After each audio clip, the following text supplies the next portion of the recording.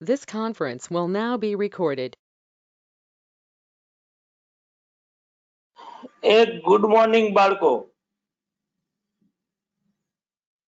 Morning sir. Morning morning.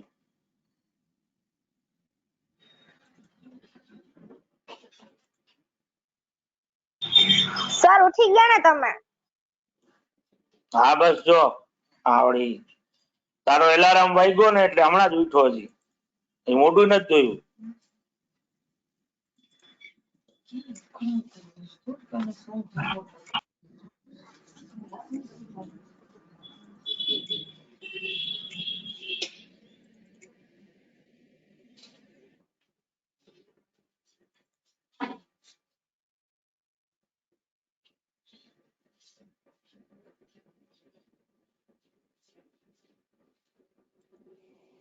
દેખાઈ રહ્યું છે ને બધાને બાળકો?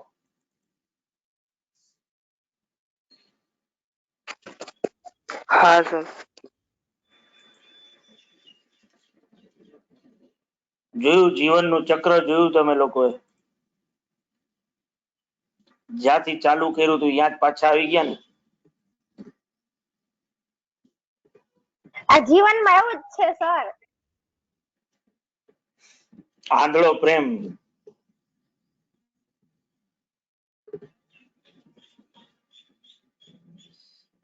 આ ગવર્મેન્ટ જ ભંગાર છે આખી. તેમાં કઈ કરી શકાય એવું નથી.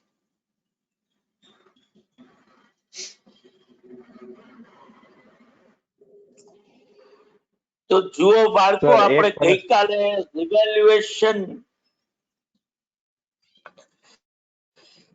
મેથડ જે છે કે પ્રેઝન્ટેશન, જો તમે કોઈ પીપી ને રિવેલ્યુટ કરો તો કઈ રીતે તમારે એને પ્રેઝન્ટેશન કરવાનું છે. તો બે મેથડ્સ અકાઉન્ટિંગ સ્ટાન્ડર્ડમાં સજેસ્ટ કરવામાં આવી છે.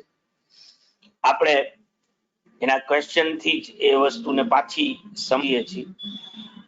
બે રીતે તમે આ વસ્તુ જે છે એ કરી શકો છો. એક, તમારી કેરિંગ અમાઉન્ટના પ્રપોર્શનમાં જ રિવેલ્યુએશન જે છે એ તમે બતાવો. પાછું હેંગ થઈ ગયું છે, મારું કર્સર હલી નથી રહ્યું. અવાજ મારો આવી રહ્યો છે ને ભાઈ? હા સર. યસ સર, વોઇસ આવે છે.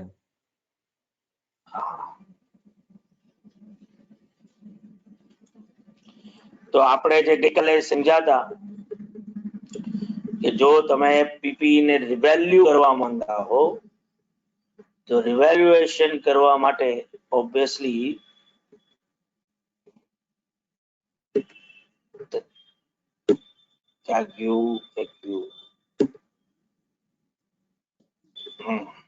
બે મેથડ થી તમે એને પ્રેઝન્ટ કરી શકો છો. આઈધર ગ્રોસ કેરિંગ અમાઉન્ટ ને તમે એડજસ્ટ કરો કે જે રિવેલ્યુએશન અમાઉન્ટ ની સાથે કન્સિસ્ટન્ટલી ટૂંકમાં એની સાથે મેચ કરતી હોય, ઓર અક્યુમ્યુલેટેડ ડેપ્રિસિએશન ને ગ્રોસ કેરિંગ અમાઉન્ટ ની સામે સેટિંગ ઓફ કરી નાખો.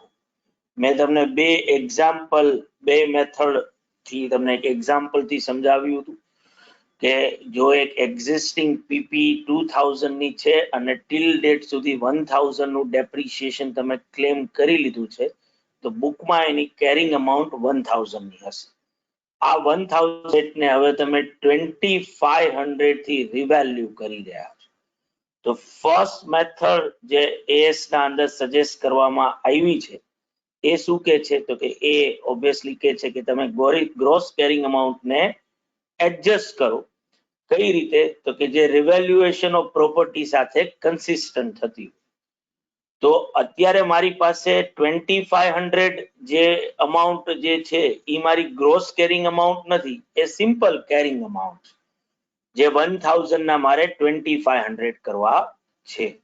તો મારે આના ઉપરથી જો ગ્રોસ કેરિંગ અમાઉન્ટમાં જવું હોય તો શું કરવાનું? તો કે બહુ સિમ્પલ વસ્તુ, આપણે જે ત્રિરાશિ મૂકીએ છીએ એ જ રીતે ત્રિરાશિ મૂકવાની છે કે ભાઈ જો 1000 ના 2500 થતા હોય તો ડેટ મીન્સ કે મેં રિવેલ્યુએશન કેટલું કર્યું છે તો કે 1500 નું મારે એડજસ્ટમેન્ટ કેરિંગ અમાઉન્ટમાં કરવાનું. તો રેશિયો કરી લેવાનો. આ 1500 ડિવાઇડેડ બાય કેરિંગ અમાઉન્ટ કરું તો મને 1.5 ટાઈમ્સ મારી અત્યારની કેરિંગ અમાઉન્ટ વધશે. જો કેરિંગ અમાઉન્ટ 1.5 ટાઈમ્સ વધતી હોય તો મારી એક્ઝિસ્ટિંગ ગ્રોસ કેરિંગ અમાઉન્ટ જે છે એને પણ 1.5 ટાઈમ્સ વધારવાનું અને ડેપ્રિસિએશન ને 1.5 ટાઈમ્સ વધારવાનું. એટલે 2000 ઇન્ટુ 1.5 કરવાના અને 1000 ઇન્ટુ 1.5 કરવાના. એટલે આપોઆપ જ તમને હવે આ ત્રીજી કોલમ જેવું પિક્ચર જે છે એ મળશે કે જેમાં શું આવશે તો કે જેમાં આવશે 5000 માઇનસ 2500 એટલે 2500 આપણું રિવેલ્યુએશન જે છે એ થઈ ગયું. જો આ રીતે હું કરું તો ઓબ્વિયસલી મેં જે છે ટૂંકમાં મારી ગ્રોસ કેરિંગ અમાઉન્ટ ને એડજસ્ટ કરી છે મારા ટૂંકમાં રિવેલ્યુડ અમાઉન્ટ ના સાથે, જેની મારે જનરલ એન્ટ્રી શું કરવા થાય તો કે જો મેં આવી એન્ટ્રી પાસ હોય તો મારે જનરલ એન્ટ્રી કરવાની આવશે કે પીપી અકાઉન્ટમાં ડેબિટ થશે 3000. આ એડજસ્ટમેન્ટ ની કોલમમાં જે લખો છો ને એની જનરલ એન્ટ્રી તમારે કરવાની આવે. ને પાછું હેંગ થઈ ગયું છે લેપટોપ એટલે પાછું ચકેડું ફરી રહ્યું છે બાળકો. મારો અવાજ તમને આવતો જ હશે. ઓબ્વિયસલી મારે કેરિંગ અમાઉન્ટ ના અંદર મેં 3000 એડ કર્યા છે તો પીડી અકાઉન્ટ ડેબિટ થશે. અક્યુમ્યુલેટેડ ડેપ્રિસિએશન ના અકાઉન્ટમાં 1500 એડ કર્યા છે એટલે ટુ અક્યુમ્યુલેટેડ ડેપ્રિસિએશન અને ટુ રિવેલ્યુએશન સરપ્લસ 1500. આવું જો ફર્સ્ટ મેથડ થી રિવેલ્યુએશન નું પ્રેઝન્ટેશન કરું તો જનરલ એન્ટ્રી આ ટાઈપની કરવાની થાય. પણ સેકન્ડ મેથડ એ છે કે જેના અંદર આપણે જે છે એ આપણી કેરિંગ અમાઉન્ટ ને રિવેલ્યુડ અમાઉન્ટ થી જ બતાવી દઈએ છીએ એટલે ગ્રોસ કેરિંગ અમાઉન્ટ પણ મારી રિવેલ્યુડ અમાઉન્ટ જ થઈ જશે. તો એ હું કઈ રીતે કરી શકું તો કે એમાંય સેમ વસ્તુ જ કે અત્યારે બુકમાં 1000 છે, મારે 2500 કરવાના છે એટલે 1500 જે છે એ મારા વધશે. અહીંયા હવે કોઈ આવો રેશિયો મારે ગોતવાનો નથી, બરાબર. મારે 1500 નું એડજસ્ટમેન્ટ કરવાનું છે તો કઈ રીતે કરવાનું તો કે અત્યાર સુધી જે ડેપ્રિસિએશન મેં ક્લેમ કરેલું હતું 1000 એ પાછું રિટર્ન બેક કરી નાખવાનું એટલે માઇનસ 1000 છે એ પ્લસ 1000 થઈ જશે. એડજસ્ટમેન્ટ મેં 1500 નું કર્યું છે એટલે ઓબ્વિયસલી હજી 500 નો ડિફરન્સ આવ્યો કે જે મારે મારી કેરિંગ અમાઉન્ટ ના અંદર એડ કરવાનો. હવે તમે જો પિક્ચર જો થર્ડ કોલમ ના અંદર તો 2000 માં 500 વધ્યા એટલે 2500 થઈ ગઈ રિવાઇઝ પ્રાઇસ માઇનસ 1000 પ્લસ 1000 એટલે હવે બુક ના અંદર કોઈ ડેપ્રિસિએશન અક્યુમ્યુલેટેડ ડેપ્રિસિએશન હશે નહીં એટલે મારી નેટ કેરિંગ અમાઉન્ટ જે છે કે જે મારી રિવેલ્યુડ પ્રાઇસ જે હતી એ સાથે ટેલી થઈ ગઈ 20 આવી. આ રીતે પ્રેઝન્ટેશન કરવું તો મારે જનરલ એન્ટ્રી આવું પ્રેઝન્ટેશન કરવા માટે પાસ કરવી પડે. પીપી ડેબિટ થાય 500 થી, મારું અક્યુમ્યુલેટેડ ડેપ્રિસિએશન ડેબિટ થશે 1000 થી, ટુ રિવેલ્યુએશન સરપ્લસ 1500. બરાબર.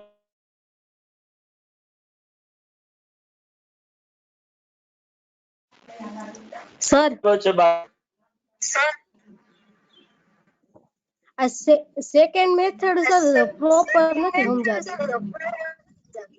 કઈ વાંધો નહીં, હું સમજાય જાય જરૂરી થોડું. હવે જો ક્વેશ્ચન ગણીએ ને ક્વેશ્ચન ઉપરથી સમજ પછી ન સમજાય તો મને પાછું કે તો પાછું ત્રીજી ચોથી વાર પાછું બોલીશ કે જે અત્યાર સુધી બોલ્યો છું એ પાછું ફરીથી પાછો કહીશ. તો હવે બાળકો ક્વેશ્ચન જે છે એ એક લખીએ. તમારા સ્ક્રીન ઉપર બ્લેન્ક આવી ગયું હશે કારણ કે પાછું હેંગ થઈ ગયું છે મારે તો કેવું ફરી રહ્યું છે સર વોઇસ કટ થાય છે. આ ઘણું આજે લેપટોપમાં આ લોકડાઉન ની ઇફેક્ટ આવી રહી છે. સર હા સર એક સોલ્યુશન છે કે આ અત્યારે એક ટેમ્પરરી એમ કરી શકે કે આ પાવર પોઈન્ટ એકવાર બંધ કરી કેશ ક્લીન કરીને પછી પાછું પાવર પોઈન્ટ ચાલુ કરો તો મે બી થઈ જાય. એવું છેલ્લા 10 ટૂંકમાં હું 9:55 થી મેં બગા 4 વાર તો મેં આખું લેપટોપ શટડાઉન કર્યું, 2 વાર બેટરી કાઢી નાખી, આખી 2 વાર બેટરી ચડાવી ત્યારે આપણે આ 10:15 મળી શક્યા. હવે જો અત્યારે આવી ગઈ હશે સ્ક્રીન દેખાય છે ને હવે? હા સર અત્યારે આવી ગઈ છે. બરાબર ને? તો હવે ખોટું એના કરતા વળી પાછો એમાં વળી બીજો ટાઈમ જશે, એના કરતા અત્યારે ચાલુ થઈ ગયું છે તો થોડુંક સ્ટાર્ટ કરીએ.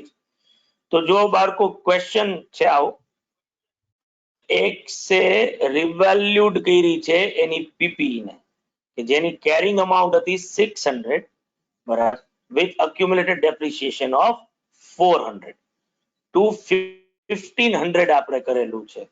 show how it will be present in the books of company and also pass necessary journal entry. આવો ક્વેશ્ચન છે. તો પેલા તો આ ક્વેશ્ચન લખી નાખો બાળકો, લખાઈ જાય એટલે મને કયો.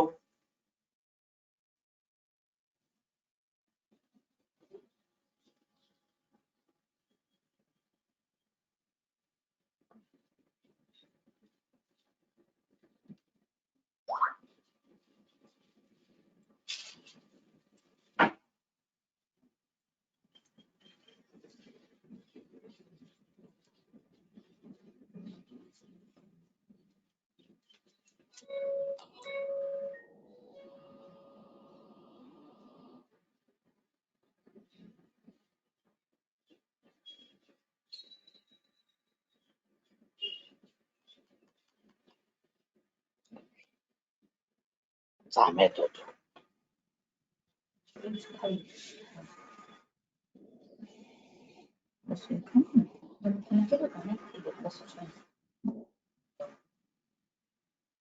બાળકો બોલશો તો જ ખબર પડશે હો મને.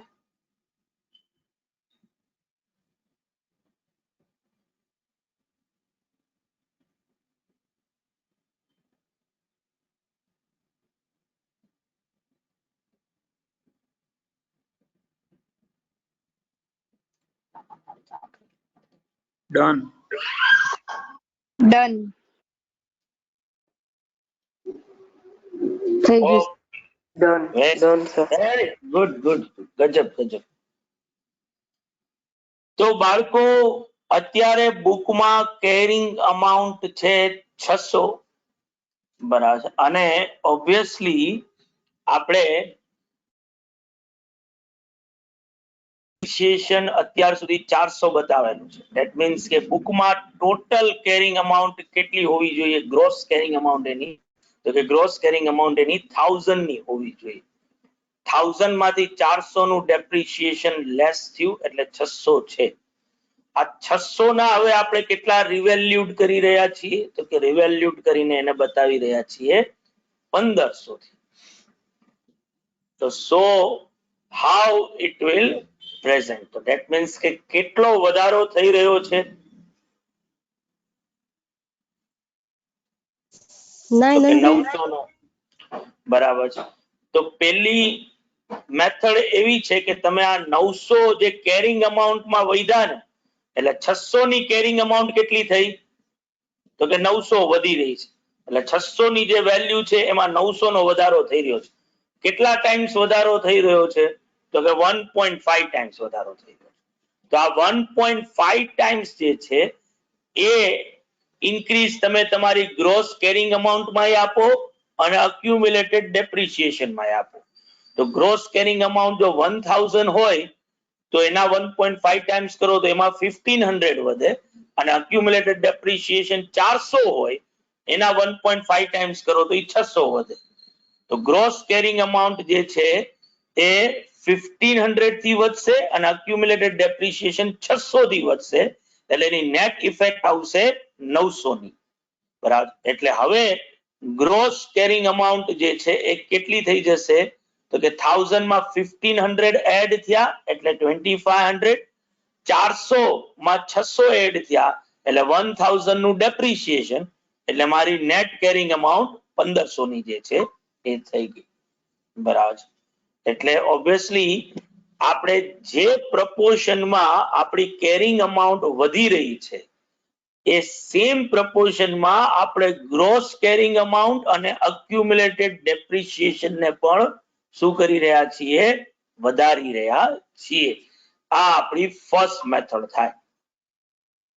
બરાબર છે બાળકો આ વસ્તુ? હા સર. हाँ, sir.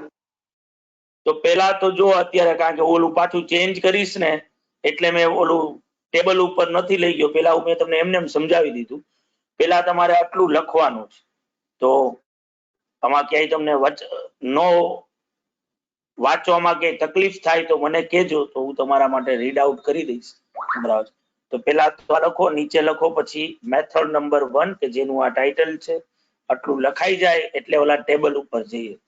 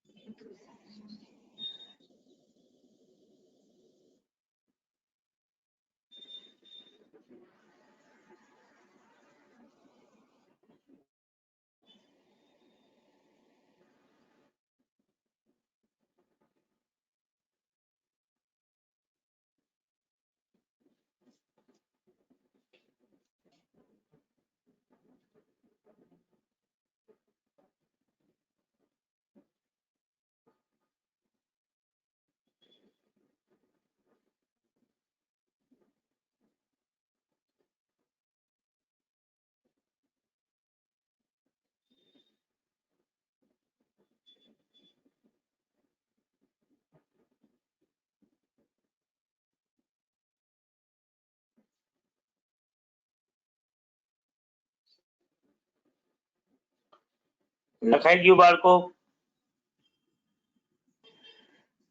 બાકી છે સર.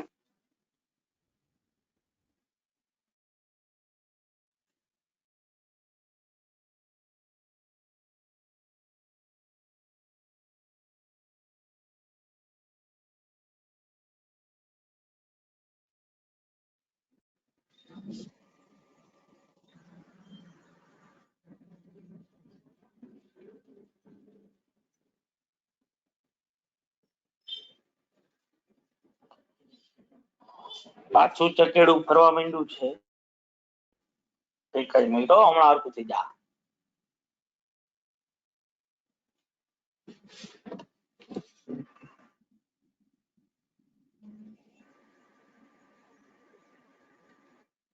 સર આ લાસ્ટ લાઈન રિપીટ કરો ને, ઓલું વિથ રિવેલ્યુએશન પછી. Gross carrying amount is adjusted in a manner that's consistent with the revaluation of carrying amount of asset. એક મિનિટ, બ્લેન્ડ થઈ ગયું. That is consistent with the revaluation of carrying amount of asset. બરાબર? Done sir, લખાઈ ગયું. લખાઈ ગયું sir. તો હવે આપણે એક આવું ટેબલ બનાવવાનું આવે. Presentation particulars, existing amount, revaluation gain અને after revaluation, આવી 4 કોલમ્સ આપણે તૈયાર કરશું. બરાબર.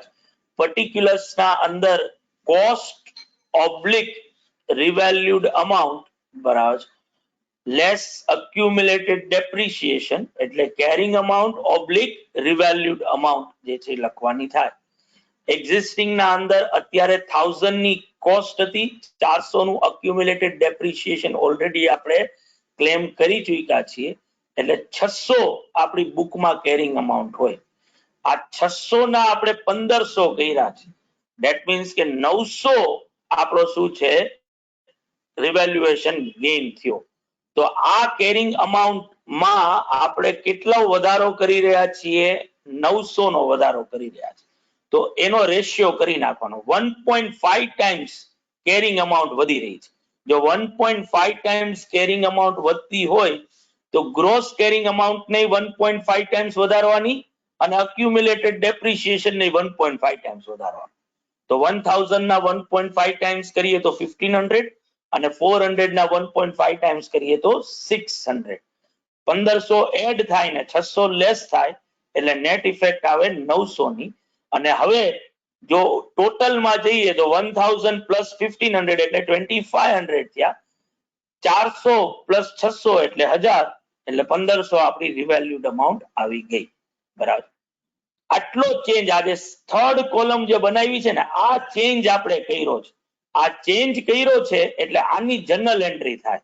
તો મેં કેરિંગ અમાઉન્ટમાં 1500 એડ કર્યા છે એટલે મારું પીપી એકાઉન્ટ ડેબિટ થઈ 1500 થી. ડેપ્રિસિએશન જે અક્યુમ્યુલેટેડ ડેપ્રિસિએશન જેની ક્રેડિટ બેલેન્સ હોય એમાં 600 એડ કર્યા છે. ટુ અક્યુમ્યુલેટેડ ડેપ્રિસિએશન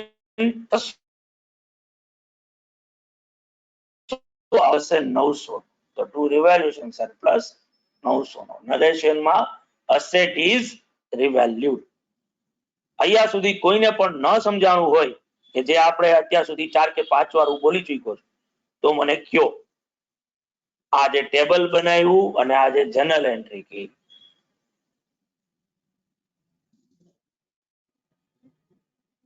ક્લિયર બધાને ભાઈ?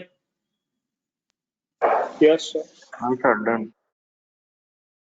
તો ટેબલ બનાવી નાખો અને આ જનરલ એન્ટ્રી કરી નાખો. ટેબલ અને જનરલ એન્ટ્રી થઈ જાય એટલે મને કયો.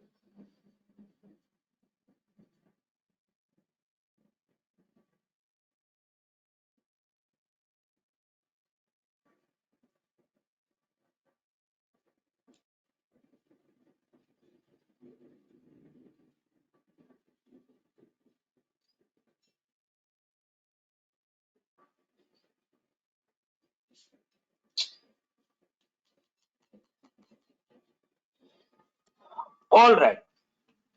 તો આ ફર્સ્ટ મેથડમાં આપણે બાળકો જેટલું રિવેલ્યુએશન સરપ્લસ કેરિંગ અમાઉન્ટમાં એડ કરી રહ્યા છીએ ને ઈ જ પ્રપોર્શનમાં ગ્રોસ કેરિંગ અમાઉન્ટ અને જે અક્યુમ્યુલેટેડ ડેપ્રિસિએશન છે ઈ વધારી અને આપણે બુકમાં રિવેલ્યુડ મોડેલ જે છે એ આ રીતે બતાવી શકીએ. પણ આવું જ કરવું એવું જરૂરી નથી. એની જગ્યાએ તમે એવું પણ કરી શકો કે ભાઈ તમે ઓલરેડી બુકમાં 1000 માઇનસ 400 કરી અને 600 થી તમે એક અસેટ બતાવેલી છે. આ 600 વાળી વસ્તુને તમે હવે 1500 એ લઈ જઈ રહ્યા છો. ધેટ મીન્સ કે રિવેલ્યુએશન ગેઇન તમને 900 નો થઈ રહ્યો છે. એટલે આ સેમ ટેબલ જે ઉપર બનાવ્યું ને એવું જ ટેબલ બને કે કોસ્ટ માઇનસ અક્યુમ્યુલેટેડ ડેપ્રિસિએશન એટલે કેરિંગ અમાઉન્ટ અથવા તો રિવેલ્યુડ અમાઉન્ટ કે જેમાં 1400 એટલે 600 આ બુકમાં અત્યારે બતાવેલા છે. આ 600 ના હવે શું કરવાના છે? 1500 કરવાના છે. ધેટ મીન્સ કે જો અહીંયા આફ્ટર રિવેલ્યુએશન 1500 લખું તો ધેટ મીન્સ કે આ 600 માં કેટલો વધારો કરી રહ્યો છું હું? 900. બરાબર ને? હા સર. હા સર. તો આ 900 ને હું કઈ રીતે બુકના અંદર બતાવું? તો કે અત્યાર સુધી અસેટમાં મેં 400 ડેપ્રિસિએશન ના લેસ કરી નાખ્યા છે. હું આને પાછા એડ બેક કરી એટલે 900 માંથી 400 તો કોની સામે વપરાઈ જાય? જે ડેપ્રિસિએશન ઓલરેડી મેં ક્લેમ કરી નાખ્યું હતું એ ડેપ્રિસિએશન ને હું રિટર્ન બેક કરી નાખું. એટલે જે -400 હતા એ હવે શું થઈ જાય +400. તો 900 માંથી 400 તો ડેપ્રિસિએશન સામે વયા ગયા. તો હવે બૈચા કેટલા ખાલી? તો કે બૈચા ખાલી 500 કે જે મારે એની કોસ્ટ ઓફ અસેટ ની સામે જે છે એ એડજસ્ટ કરવાના આવે. એટલે કોસ્ટમાં 500 અને ડેપ્રિસિએશન ના 400. જો આ રીતે આ 900 નું બાયફર્કેશન કરું તો હવે પિક્ચર નવું શું આવે? તો કે 1000 ની જે કોસ્ટ હતી એ વધીને 1500 થઈ જાય, કારણ કે એમાં 500 એડ થયા. પણ અક્યુમ્યુલેટેડ ડેપ્રિસિએશન જે -400 હતું એ પાછું રિટર્ન બેક કરી નાખ્યું, એટલે હવે એ થઈ ગયું નીલ. બરાબર. એટલે 1500 માંથી નીલ ઓછા થયા તો મારી કેરિંગ અમાઉન્ટ કેટલી આવે? તો કે 1500 ની 1500. બરાબર. તો આ કેસમાં પણ મેં 900 રૂપિયા જે છે એ મારા એડજસ્ટ કર્યા. પણ આ 900 એડજસ્ટ કઈ રીતે કર્યા? તો કે 500 એડજસ્ટ કર્યા મેં કેરિંગ અમાઉન્ટ કે કોસ્ટ ની સામે, અને 400 નું ડેપ્રિસિએશન જે ઓલરેડી મેં ક્લેમ કરેલું હતું ટિલ ડેટ સુધીનું, એને મેં રિટર્ન બેક કરી નાખ્યું. એટલે મારી જર્નલ એન્ટ્રી શું થાય? તો કે આ જે થર્ડ કોલમ છે એ જે જોવાનું જર્નલ એન્ટ્રી કરવા માટે કે પીપી એકાઉન્ટ ડેબિટ થાય 500 થી, અક્યુમ્યુલેટેડ ડેપ્રિસિએશન એ ડેબિટ થશે 400 રૂપિયાથી, ટુ રિવેલ્યુએશન સરપ્લસ 900. બરાબર. તોય છેલ્લે મારા બુકમાં તો 1500 જ આવ્યા ગણાશે. અને હવે ઓબ્વિયસલી 1500 ઉપર ડેપ્રિસિએશન જે છે એ ફ્યુચરમાં ગણવાનું આવે. તો આ રીતે કરી શકું કે 2500 - 1000 ઇઝ ઇક્વલ ટુ 1500, આ રીતે બતાવી શકું. ઓર 1500 - 0 ઇઝ ઇક્વલ ટુ 1500, આ રીતે પણ બતાવી શકું. બે માંથી જે મેથડ મારે યુઝ કરવી હોય પીપી ને પ્રેઝન્ટ કરવા માટે એ હું કરી શકું. આમાં કઈ ન સમજાણું હોય તો મને કયો પાછું. હા, ઈ જ કહેતી હતી. આ 500 ને 400 નું આવ્યું ને નું સમજાણું, મારે નેટ વયું ગયું હતું એટલે. ઓહો, અરે બાપા. બાળકો, તો હવે આ હું 8મી 9મી વાર પાછો બોલી રહ્યો છું. હજી જો તમને ન સમજાય ને તો આપણે 11:30 સુધી હું કોન્સ્ટન્ટલી આ બોલતો જઈશ. તમે મને કહેજો, કઈ વાંધો નહીં. કેટલા રૂપિયા એડજસ્ટ કરવાના છે ભાઈ? કોણ હોશિયાર બાળક તમારામાંથી મને કહેશે? 900. આમાં કોઈને પણ નેટ પ્રોબ્લેમ હોય કે કોઈને પણ એવું થયું હોય એવા કોઈ બાળક છે તો હું અત્યારે પાછા 900 એકવાર રિપીટ કરી લઉં. આ જેટલા પણ અત્યારે મીટિંગમાં છે એ બધાને 900 ની ખબર છે ભાઈ? હા સર. કોઈ બાકી નથી? હા. ઓકે. હવે મારે આ 900 મારા માટે રિવેલ્યુએશન સરપ્લસ થાય. આ 900 ને હું કઈ રીતે એડજસ્ટ કરું? તો કે હું 900 જે છે એના માટે એક કામ એવું કરી શકું કે ઓલરેડી પીપીઈ ને હું રિવેલ્યુડ કરી રહ્યો છું. એ પીપીઈ માં મેં કેટલું ડેપ્રિસિએશન અત્યાર સુધી ક્લેમ કરી લીધું છે? 400. આ 400 પણ બધાયને સમજાણું છે ભાઈ. કોઈ એવું બાળક છે કે જેને 400 જેવું બોલ્યો એ ન ખબર પડી હોય?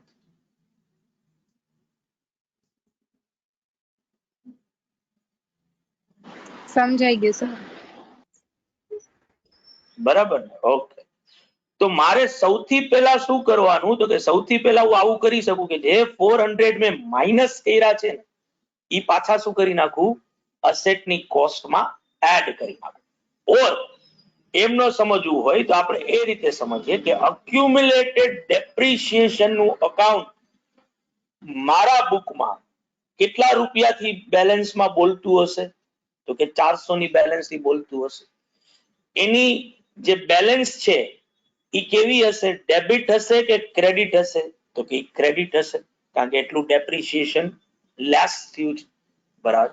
તો આ 900 નો સરપ્લસ છે એમાંથી 400 જે છે હું કોની સામે સેટ ઓફ કરું? તો કે 400 હું સેટ ઓફ કરી નાખીશ અક્યુમ્યુલેટેડ ડેપ્રિસિએશન સામે. મારા બુકમાં અક્યુમ્યુલેટેડ ડેપ્રિસિએશન જેવું અકાઉન્ટ અત્યારે હવે હશે જ નહીં. હું 400 ની બેલેન્સ ઉડાડી દઈશ. બરાબર, એટલે જે 400 મારા બુકમાં ક્રેડિટ છે એને ડેબિટ કરી નાખીશ, અથવા તો જે 400 મારા બુકમાં માઇનસ કરીને બતાવ્યા છે એને હું શું કરી નાખીશ? પ્લસ. અહીંયા સુધી જેવું બોલ્યો, બરાબર. આમાં કોઈને પણ ન સમજાણું હોય તો મને કયો.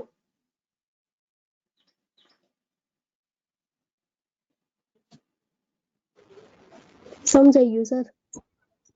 બધાને ક્લિયર ભાઈ? હા સર. Yes sir. તો 900 માંથી કેટલા વાપરી નાખ્યા તમે? 400. 400. હજી કેટલા બચ્યા? 500. આ 500 હું કોસ્ટમાં એડ કરી દઈશ, બરાબર. એટલે આ 900 જે હું સેકન્ડ કોલમમાં બતાવું છું ને, થર્ડ કોલમમાં, એમાંથી આ અક્યુમ્યુલેટેડ ડેપ્રિસિએશન જેટલા રૂપિયા 400 મેં અહીંયા બતાવી દીધા. 900 માંથી 400 લેસ કરું તો કેટલા બચ્યા? 500. ઈ કોસ્ટની સામે બતાવી દઈશ. તો હવે મારું રિવાઇઝ પિક્ચર શું આવશે?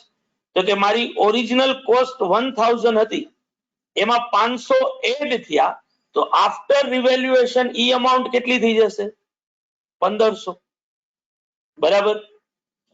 માઇનસ 400 હતા, એની સામે પ્લસ 400 થઈ ગયા, તો આની બેલેન્સ શું થઈ ગઈ?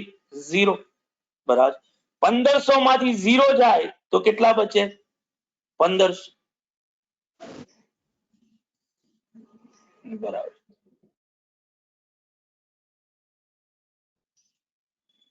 અહીંયા કોઈને ન સમજાણું હોય તો પાછું મને પૂછી લ્યો. Done sir done. જેને ક્વેશ્ચન કર્યો તો એ તો જવાબ આપતી જ નથી પાછું. હા, બરાબર. હવે એક બીજી વસ્તુ તમે જો નોટિસ કરશો તો એ શું છે કે તમે અસેટને રિવેલ્યુડ આ રીતે કરો ફર્સ્ટ મેથડ થી, કે આ રીતે કરો, બરાબર. એટલે ઓબ્વિયસલી તમે રિવેલ્યુએશન કરવા માટે ટેબલ ગમે તે રીતે બનાવો, આફ્ટર રિવેલ્યુએશન પીપી ની નેટ કેરિંગ અમાઉન્ટ બુકમાં કેટલા રૂપિયાની હશે?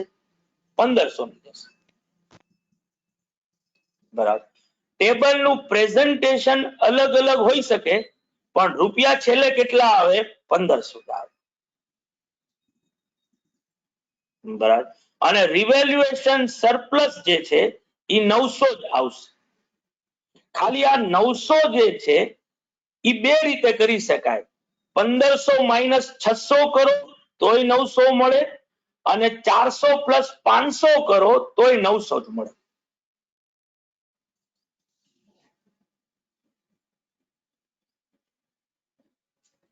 બરાબર.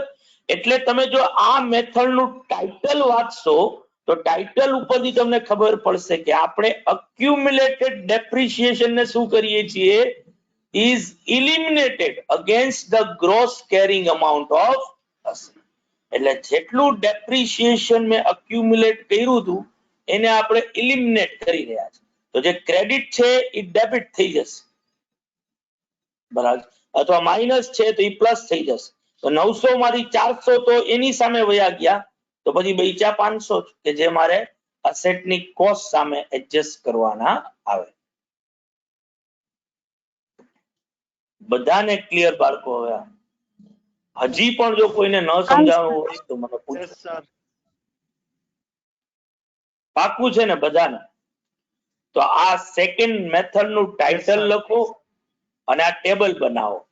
ટેબલ બની જાય એટલે મને કયો, એટલે આગળ વધીએ.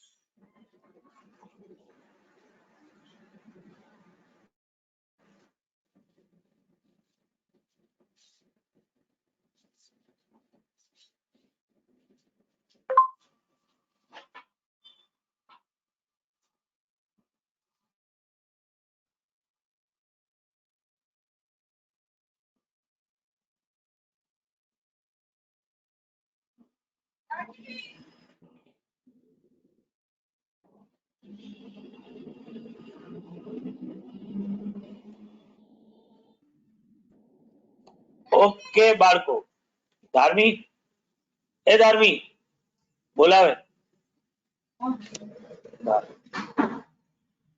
તો હવે આની જનરલ એન્ટ્રી જો મારે કરવી હોય તો શું થાય? તો કે પીપી એકાઉન્ટ ડેબિટ થાય 500 થી, અક્યુમુલેટેડ ડેપ્રિસિએશન એ ડેબિટ થાય 400 થી, ટુ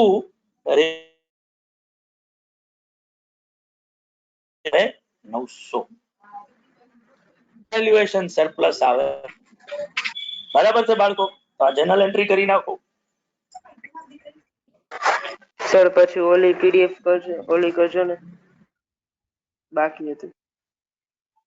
અત્યાર સુધી ઈ જ હતી. અત્યાર સુધી શું કરતો હતો તું? સર લખતો તો થોડું બાકી, છેલ્લી 20 મિનિટ પર ઈ હતી યાર. ત્યારે સમજતો તો સર. ઓહો રે, આ તો સમજતો આટલું બધું એમાં. કદાચ એક એક ઓલો શું કહેવાય આલ્ફાબેટ લઈને કરતો ને સમજવાનું, તો આલ્ફાબેટ એ મને ત્યાં સુધીમાં તો પતી ગયું. ના સર, તમે બોલતા હતા ને એટલે ત્યારે નહોતો લખતો કાંઈ.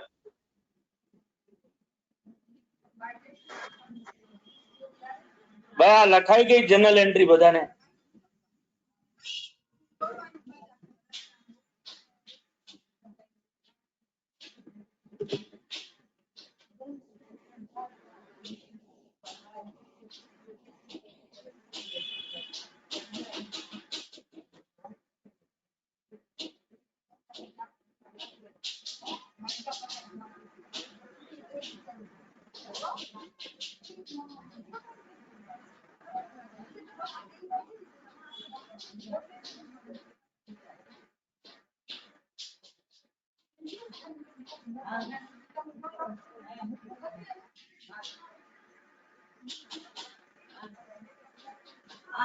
Done sir.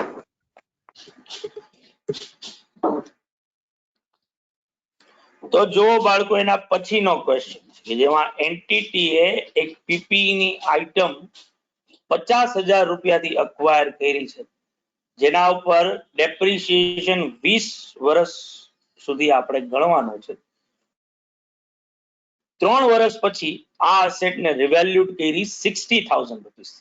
તો આપણે રિવેલ્યુએશન સરપ્લસ કહેવાનું છે અને સાથે કહેવાનું છે એની ટ્રીટમેન્ટ પણ. તો તમે આ વસ્તુ જે છે એને કઈ રીતે બતાવી શકો? તો કે ઓબ્વિયસલી પહેલા તો આ ક્વેશ્ચન લખી નાખો. લખાઈ જાય એટલે મને કયો.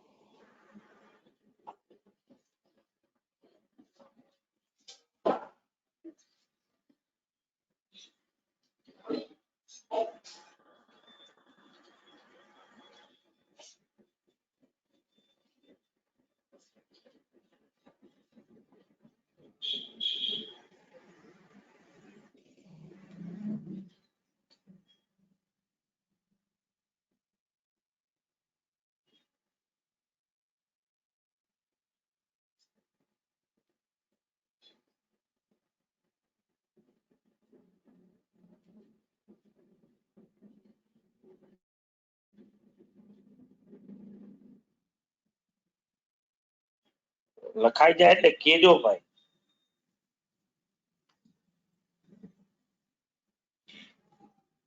હા સર, ડન. તો હવે ભાઈ જયદીપ લખી હજી જોતો નથી ને? લખી લીધું ને બકા? હા સર, હા. સૌથી પહેલા તો આગલા ક્વેશ્ચનમાં જે આ લખ્યું હતું ને, when item of PP is revalued the carrying amount of that asset, એ પહેલા તો ઈ વાર્તા લખી નાખો અને આ મેથડ 1 નું ટાઇટલ આપી દો. એટલું થઈ જાય એટલે મને કયો.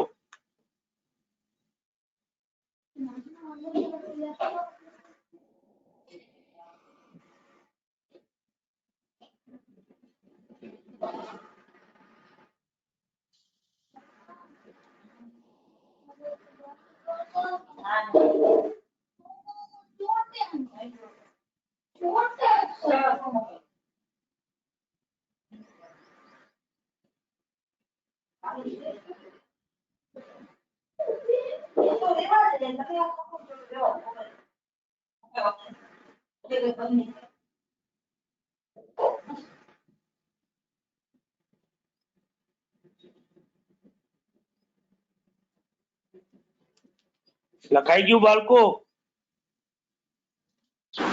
ના સર 2 મિનિટ ના ત્રણ રે મિનિટ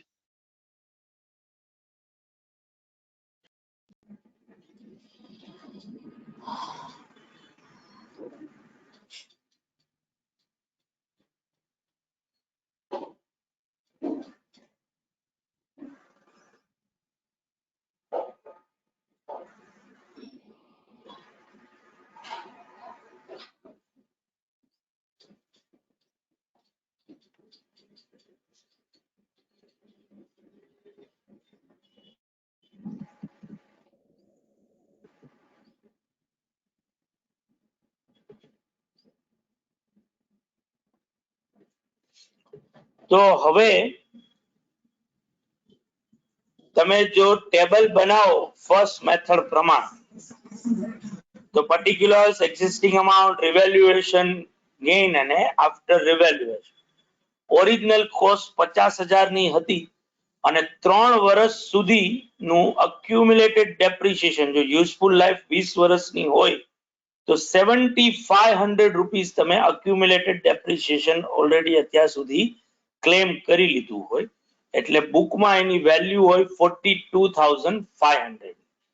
આ 42,500 ને રિવેલ્યુટ કરી રહ્યા છો તમે 60,000 થી, તો ઓબ્વિયસલી રિવેલ્યુએશન ગેઇન કેટલો થાય? 17,500 નો. એટલે ઓબ્વિયસલી મારી કેરિંગ અમાઉન્ટ કે જે 42,500 ની છે એ 17,500 થી વધી રહી છે. રેશિયો જો કરું 17,500 ડિવાઇડેડ બાય 42,500 કરું, બરાબર, ઈ જે રેશિયો આવે આ સેમ રેશિયો મારે અપ્લાય કરવાનો આવે મારી ગ્રોસ કેરિંગ અમાઉન્ટ અને મારા અક્યુમ્યુલેટેડ ડેપ્રિસિએશન ઉપર.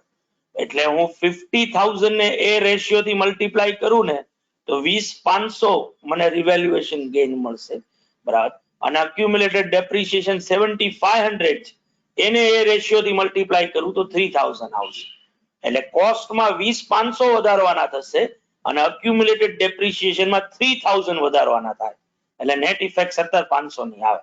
એટલે જે કોસ્ટ 50,000 ની હતી એ રિવાઇઝ થઈને થઈ જાય 70,500 ની, અને જે અક્યુમ્યુલેટેડ ડેપ્રિસિએશન 7,500 નું હતું એ રિવાઇઝ થઈને થઈ જાય 10,500, એટલે નેટ અમાઉન્ટ 60,000 મારી આવી જાય. હવે આવું કરવા માટે મેં કોસ્ટમાં વધારો કર્યો 20,500 નો, અક્યુમ્યુલેટેડ ડેપ્રિસિએશનમાં વધારો કર્યો 3,000 નો, એટલે મારે જનરલ એન્ટ્રી કરવી પડે PP account debit 20,500, to accumulated depreciation 3,000 અને ટુ રિવેલ્યુએશન સરપ્લસ 17,500. બધાને ક્લિયર બાળકો આ વસ્તુ? યસ હા સર સર. તો ગણી નાખો આટલું.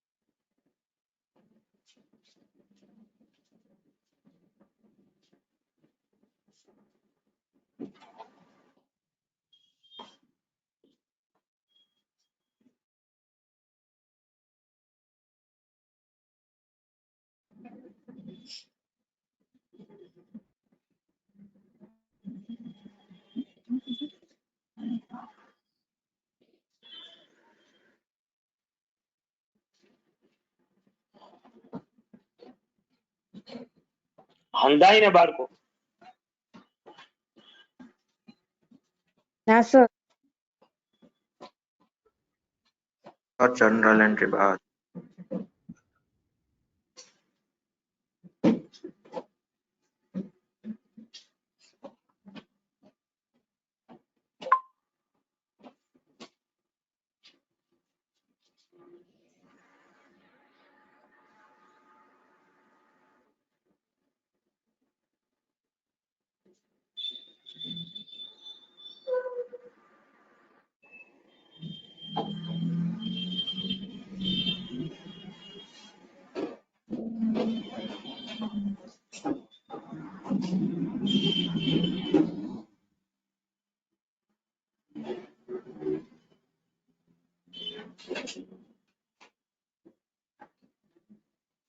Done sir. ઓકે, તો હવે સેકન્ડ મેથડ નું ટાઇટલ આપો.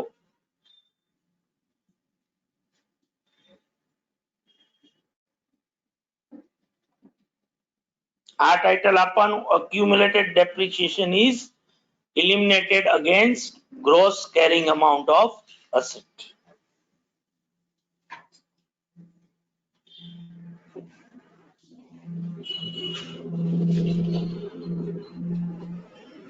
અને જો આપણે એ મેથડ પ્રમાણે પ્રેઝન્ટેશન કરવા માંગતા હોય તો ટેબલ તો ઈ જ બનાવવાનું છે. કોસ્ટ 50,000 અને લેસ accumulated depreciation 7,500 એટલે મારી carrying amount oblique revalued amount આવે 42,500, જેને મારે 60,000 કરવાની છે. તો 17,500 નું મારે એડજસ્ટમેન્ટ કરવાનું આવે. આ 17,500 કઈ રીતે એડજસ્ટ કરીશ? તો કે જે -7,500 છે એને પ્લસ કરી નાખીશ, એટલે accumulated depreciation બુક માંથી ઉડાડી દઈશ.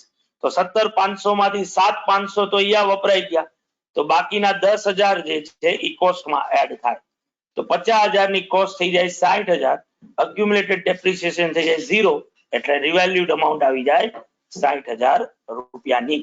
એટલે જનરલ એન્ટ્રી મારે જો આવું કર્યું હોય મેં તો આ રીતે પાસ કરવાની આવે. ક્લિયર છે ને બાળકો બધાને?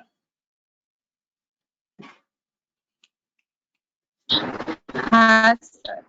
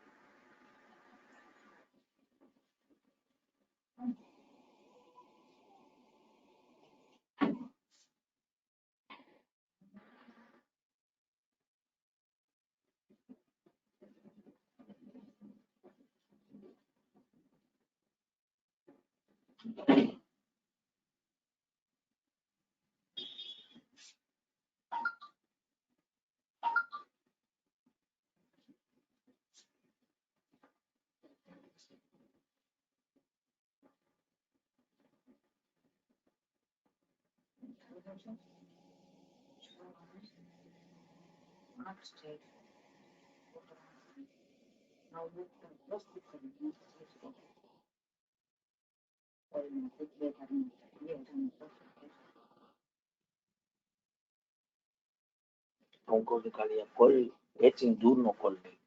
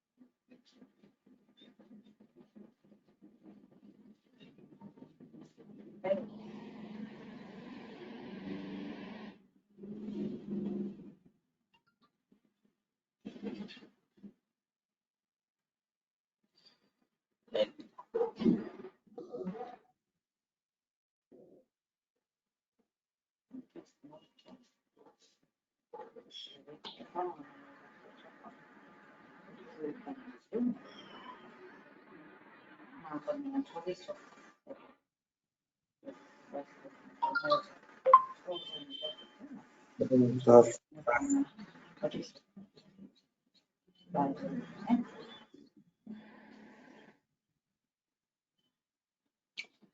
બધાને બાળકો? Yes, sir. Yes. ઓકે, તો એક હોમવર્કમાં એક લખી લ્યો બાળકો ક્વેશ્ચન, એટલે આ પોઈન્ટ ને આપણે કરીએ પૂરો. તમે મને કાલે એનો આન્સર આપજો. X Limited has building of building carrying amount કેટલી રાખશું?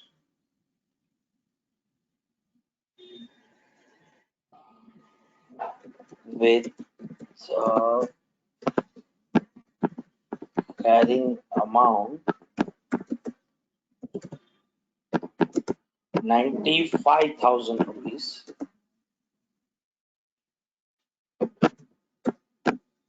along with accumulated depreciation of rupees 55,000.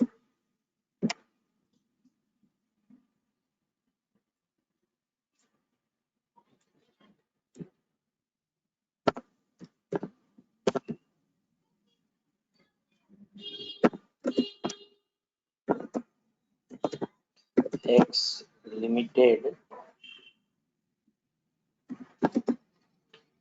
now revalued building at rupees 2 lakh.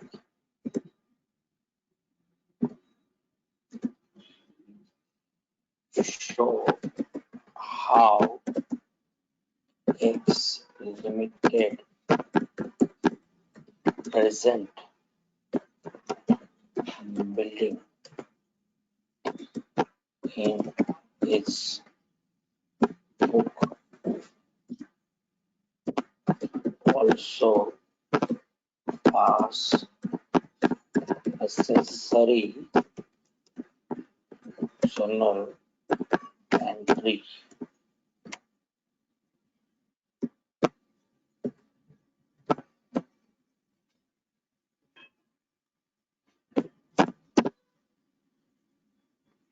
તો આ ક્વેશ્ચન છે બાળકો, જે તમે મને ગણી અને કાલે આપજો. બરાબર છે ભાઈ? હા સર. તો અહીંયા જે પ્રેઝન્ટેશન ની વાત હતી એને રિલેટેડ આપણે પોઈન્ટ પૂરો કર્યો. હવે આગળ જો થિયરીમાં આવીએ કે રિવેલ્યુએશન તમે જો કોઈ પીપી નું કરવા માંગતા હો તો એ ક્યારે અને કેટલી વાર થઈ શકે? તો કે એની કોઈ એક્ઝેક્ટ એવો કોઈ રૂલ નથી કે ભાઈ કેટલી વાર તમે એ રિવેલ્યુએશન કરી શકો, કારણ કે ટોટલી ડિપેન્ડ એ વાત ઉપર કરે છે કે અસેટની ફેર વેલ્યુમાં ચેન્જીસ જે છે એ કેવા અને કેટલા ફ્રીક્વન્ટલી આવી રહ્યા છે. બરાબર. એટલે જો અસેટની ફેર વેલ્યુ જે છે, જે બુકમાં તમે જે બતાવો છો જેને આપણે કેરિંગ અમાઉન્ટ કહીએ છીએ, એનાથી મટીરિયલી ડિફરન્ટ થતી હોય તો આપણે રિવેલ્યુએશન કરવાનું આવે. બરાબર.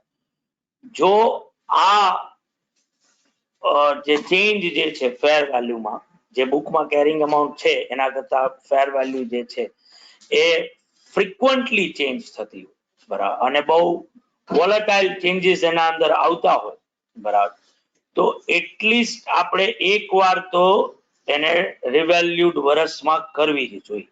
એટલે જે અકાઉન્ટિંગ સ્ટાન્ડર્ડમાં જે વર્ડ યુઝ થયો છે ત્યાં એટલીસ્ટ એવો વર્ડ નથી આપવામાં આવ્યો, બરાબર, પણ એન્યુઅલ રિવેલ્યુએશન જે છે એવું ત્યાં કહેવામાં આવ્યું છે. એટલે જો અસેટમાં ફ્રીક્વન્ટ ચેન્જીસ આવતા હોય એની ફેર વેલ્યુના અંદર તો તમે રિવેલ્યુએશન મોડેલને ફોલો કરતા હો તો યર એન્ડમાં તમારે એની રિવેલ્યુડ પ્રાઇસ જે છે એ બતાવવી જોઈએ છે, બરાબર.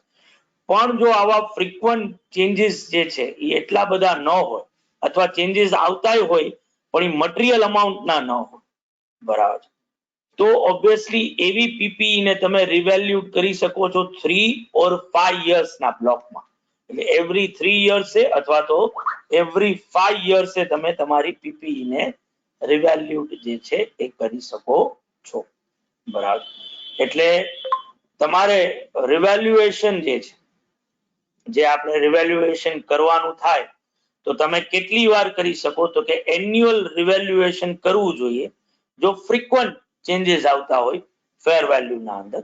પણ ઇનફ્રીક્વન્ટ ચેન્જ હોય અથવા તો એટલા મટીરિયલ ચેન્જીસ ન આવતા હોય તો at least once in a 3 year or once in a 5 year તમારે આઇટમને શું કરવી જોઈએ? રિવેલ્યુ કરવી જોઈએ. આ બધાને ક્લિયર બાળકો? હા સર. Yes sir. હા સર. હવે વાત આવે, આ ક્લાસ વાળો પોઈન્ટ તો આપણે લઈ લીધો છે, રિવેલ્યુએશન ના એડજસ્ટમેન્ટ, બરાબર છે, અથવા તો રિવેલ્યુએશન ના સરપ્લસ. ઓબ્વિયસલી આપણે હમણાં જ આવા એક્ઝામ્પલ્સ કર્યા કે જ્યાં આ એક્ઝામ્પલમાં મારે 1500 નો રિવેલ્યુએશન ગેઇન થયો છે. તો આ 1500 ને હું બુકમાં બતાવીશ કઈ રીતે? તો કે જૂના અકાઉન્ટિંગ સ્ટાન્ડર્ડ પ્રમાણે પ્રોફિટ ઓન રિવેલ્યુએશન ઓફ અસેટ કરી અને આપણે પીએનએલ અકાઉન્ટમાં એટલા રૂપિયા જે છે ક્રેડિટ કરી નાખતા હતા, ઓર તમે એનું રિવેલ્યુએશન રિઝર્વ પણ બનાવી શકતા હતા. આ બે વસ્તુ ત્યાં આપવામાં આવી કે તમે પીએનએલ અકાઉન્ટમાં ક્રેડિટ કરી દો ઓર તમે રિવેલ્યુએશન રિઝર્વ તરીકે બતાવી. રિવાઇઝ પીપીઈ માં જે છે એ પીએનએલ વાળી ટ્રીટમેન્ટ જો તમે ફર્સ્ટ ટાઈમ રિવેલ્યુએશન કરતા હો અને તમને રિવેલ્યુએશન સરપ્લસ થઈ રહ્યો છે તો it is always become part of your equity. એ ઇક્વિટી નો પાર્ટ બનશે. ધેટ મીન્સ કે તમે એને પીએનએલ અકાઉન્ટમાં ક્રેડિટ નહીં કરી શકો, તમારે એને જે છે રિવેલ્યુએશન સરપ્લસ તરીકે, કે જેને પોપ્યુલરલી આપણે રિવેલ્યુએશન રિઝર્વ પણ કહીએ છીએ, એ જ રીતે તમારે બેલેન્સ શીટમાં એને બતાવવાનો આવશે, બરાબર. જો તમે ફર્સ્ટ ટાઈમ રિવેલ્યુ જે છે કરી રહ્યા હો ને ઈ અપવર્ડ રિવેલ્યુએશન હોય, બરાબર. આની સામે જો તમે ડાઉનવર્ડ કરતા હો, એવું જરૂરી નથી કે અસેટ હંમેશા અપવર્ડ જ જતી હોય, અમુક રિવેલ્યુએશન ડાઉનવર્ડ થતું હોય કારણ કે એની ફેર વેલ્યુ ઘટી રહી છે. તો તમે નીચેની સાઈડ લઈ જતા હો તો ઈ લોસ છે, બરાબર. અને આ લોસ તમારે સીધો પીએનએલ માં ચાર્જ કરવાનો, બરાબર. એ તમારે રિવેલ્યુએશન રિઝર્વ તરીકે બતાવવાનો નથી. એટલે જ આ અકાઉન્ટ નું નામ જ શું આપવામાં આવ્યું છે? રિવેલ્યુએશન સરપ્લસ. સરપ્લસ હોય તો રિઝર્વ બને, લોસ હોય તો રિઝર્વ ન બને. એ સીધો તમારે પીએનએલ ખાતે ચાર્જ કરવાનો છે. જો સબસિક્વન્ટ રિવેલ્યુએશન કરો અને સબસિક્વન્ટ રિવેલ્યુએશન એ ફર્સ્ટ ટાઈમ રિવેલ્યુએશન તમે અપવર્ડ કર્યું હોય અને સબસિક્વન્ટે તમે અપવર્ડ જ કરી રહ્યા છો તો કોઈ ટેન્શન નથી, તો રિવેલ્યુએશન સરપ્લસ એટલો વધશે, બરાબર. એ તમારું રિવેલ્યુએશન સરપ્લસ માં જ જશે. અને સબસિક્વન્ટ રિવેલ્યુએશન તમે ડાઉનવર્ડ કરી રહ્યા છો, પેલાય ડાઉનવર્ડ કર્યું હતું ને હવે ડાઉનવર્ડ જ કરી રહ્યા છો, તોય કોઈ ટેન્શન નથી, પીએનએલ અકાઉન્ટમાં ડેબિટ કરવાનું એ પૂરેપૂરા રૂપિયા, બરાબર. પણ ફર્સ્ટ ટાઈમ અપવર્ડ કર્યું હતું અને સબસિક્વન્ટલી ડાઉનવર્ડ કરી રહ્યા છો તો પછી જેટલો રિવેલ્યુએશન સરપ્લસ તમારા બુકમાં છે, ડાઉનવર્ડ રિવેલ્યુએશન સૌથી પહેલા એની સામે એડજસ્ટ થશે અને પછી એ જો ડાઉનવર્ડ ના અંદર રૂપિયા બચ્યા હશે તો બેલેન્સ રૂપિયા જ પીએનએલ માં ચાર્જ થશે. એટલે માનો કે સે ફોર એક્ઝામ્પલ મારા બુકમાં 20,000 નો રિવેલ્યુએશન સરપ્લસ છે અને હું 30,000 રૂપિયાનું હવે ડાઉનવર્ડ રિવેલ્યુએશન કરી રહ્યો છું, તો 30,000 માંથી 20,000 ક્યાં એડજસ્ટ કરવાના? રિવેલ્યુએશન સરપ્લસ ની સામે. અને 10,000 ક્યાં જશે? તો કે 10,000 મારે પીએનએલ માં ડેબિટ કરવાના આવશે, બરાબર. આ જ રીતે જો મેં ફર્સ્ટ ટાઈમ ડાઉનવર્ડ કરેલું હોય અને સબસિક્વન્ટલી અપવર્ડ કરી રહ્યો છું તો જેટલું ફર્સ્ટ ટાઈમ ડાઉનવર્ડ કર્યું હતું ને પીએનએલ માં જેટલા રૂપિયા ડેબિટ કર્યા હતા, હવે અપવર્ડ કરતી વખતે એટલા રૂપિયા પીએનએલ માં ક્રેડિટ કરવાના આવશે ને ડિફરન્સના રૂપિયા જ રિવેલ્યુએશન સરપ્લસ તરીકે લાયબિલિટી સાઇડ બતાવવાના થશે. બરાબર. રિવેલ્યુએશન સરપ્લસ જો હું બતાવતો હોઉં તો it is a part of my reserve બનશે. મારે ઇક્વિટી તરીકે એને ટ્રીટ કરવાનું છે. બરાબર. અને મારે બેલેન્સ શીટમાં એને બતાવવાનું આવશે. અપવર્ડ રિવેલ્યુએશન ને ડાઉનવર્ડ રિવેલ્યુએશન ને પીએનએલ માં ડેબિટ કરવાનું. ફર્સ્ટ ટાઈમ અપવર્ડ કર્યું છે અને સેકન્ડ ટાઈમ ડાઉનવર્ડ કરી રહ્યો છું, તો એ લોસ પેલા કોની સામે એડજસ્ટ થશે? મારા રિવેલ્યુએશન સરપ્લસ ની સામે, અને બાકીના રૂપિયા પીએનએલ માં જશે. ફર્સ્ટ ટાઈમ ડાઉનવર્ડ કર્યું હતું ને હવે અપવર્ડ કરી રહ્યો છું, તો જેટલું ડાઉનવર્ડ મેં ડેબિટ કર્યું હતું એટલા રૂપિયા મારે ક્રેડિટ કરવા પડશે પીએનએલ માં, અને બાકીનાનો સરપ્લસ બનશે. બધાને ક્લિયર બાળકો આવો છો? હા સર. હા સર. બરાબર. Yes sir.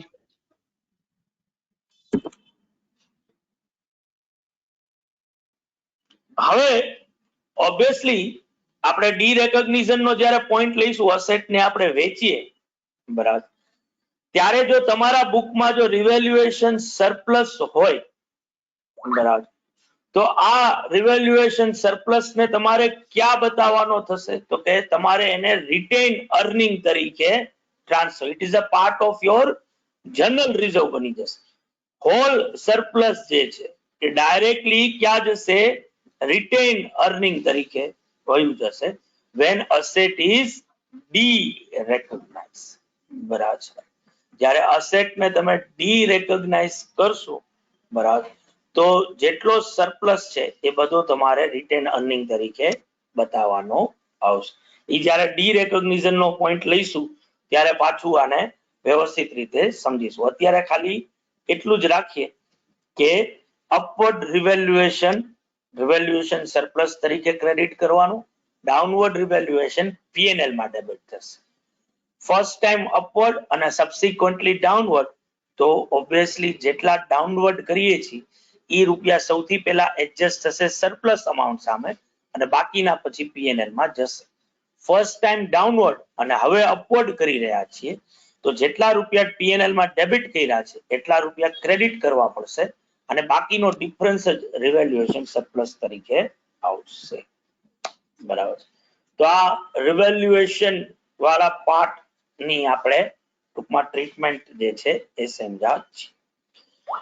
હવે આપણે આપણો લાસ્ટ લેગ કે જે પેલા AS6 હતું અને હવે AS10 નો પાર્ટ બની ગયું છે, એ ડેપ્રિસિએશન વાળો પોર્શન ચાલુ કરીએ એ પેલા જે એક બહુ મહત્વનો ટોપિક આપણે વચ્ચેથી સ્કીપ કરેલો હતો એ ડિસ્કશનમાં લઈ લઈએ છીએ. એનો ક્વેશ્ચન પણ ગણવાનો છે, એ ક્વેશ્ચન ગણીશું. આજે થિયોરી સમજી લઈએ, પછી ક્વેશ્ચન નેક્સ્ટ લેક્ચરના અંદર લઈશું, અને એ છે સબસિક્વન્ટ કોસ્ટ. આપણે બધા સમજ્યા છીએ બાળકો કે અસેટ ઇનિશિયલી કોસ્ટ થી જ રેકોગ્નાઇઝ કરવાની છે, પછી ડ્યુરિંગ ઇટ્સ લાઈફ ટાઈમ તમે જે પાછળથી જે બધા ખર્ચાઓ કરો છો એનું શું કરવાનું? બરાબર.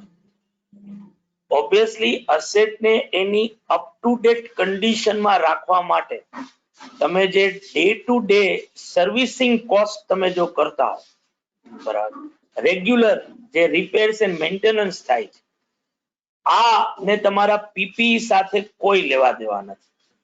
એ તમારા માટે એક regular repairs and maintenance expenditure ગણાશે કે જેને તમારે પીએનએલ એકાઉન્ટમાં ડેબિટ કરવાનો છે. સબસિક્વન્ટ એક્સપેન્ડિચર તમે જે ઇન્કર્ડ કરો છો પીપી પાછળ, એને અપ ટુ ડેટ કન્ડિશનમાં રાખવા માટે, બરાબર, એટલે કે જે રેગ્યુલર રિપેર્સ એન્ડ મેન્ટેનન્સ નો ખર્ચો ઇન્કર્ડ કરો છો એને પીપી સાથે કોઈ લેવા દેવા નથી. એ ડાયરેક્ટલી ક્યાં જશે? પ્રોફિટ એન્ડ લોસ એકાઉન્ટમાં. બધાને આ જે વાક્ય બોલ્યો બાળકો એ ક્લિયર?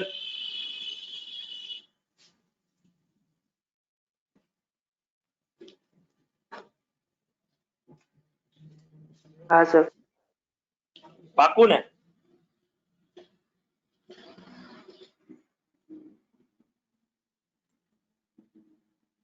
ઓકે. પણ પીપી જે છે એ એક સિંગલ કમ્પોનન્ટ ની ન બની. પીપી ઘણા બધા કમ્પોનન્ટ્સ ને અસેમ્બલ કરી અને તમે એક અસેટ જે છે એ બનાવી.